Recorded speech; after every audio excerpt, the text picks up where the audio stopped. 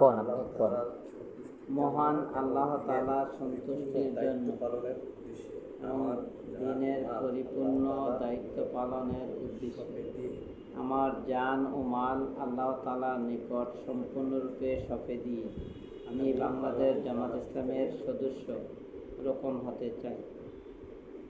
প্রশ্ন হলো রোকন কেন হতে চাই?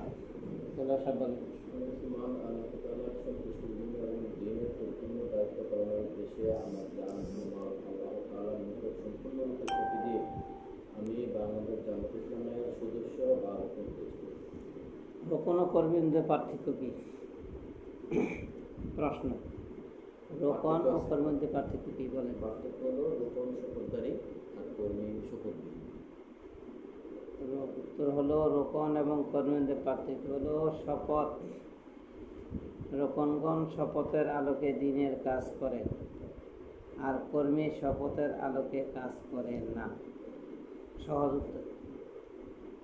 রোকনরা হলো শপথের আলোকে কাজ করেন, কর্মীরা হলো শপথের আলোকে কাজ করেন না। মানে শপথ নেই, পার্থক্যটা এতটুকু, অন্য কিছু। রোকন হওয়ার শর্ত কয়টি? রোকন হওয়ার শর্ত 6টি। বলেন।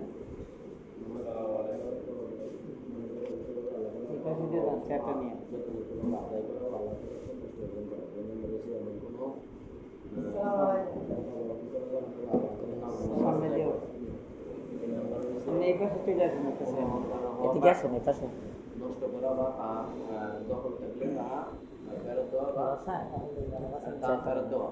সর্বশেষটা কি? সর্বশেষ হলো মানে সংগঠনের দৃষ্টিতে জিনা জামাতের সাংগঠনিক দায়িত্বশীলদের দৃষ্টিতে সদস্য রোকন হওয়ার যোগ্য বলে এই প্রশ্নটা জিজ্ঞাসা করবে এবং বলা লাগবে, বলতে হবে। এটাই মূল প্রশ্ন। নোট আনছেন, খাতা আনছেন?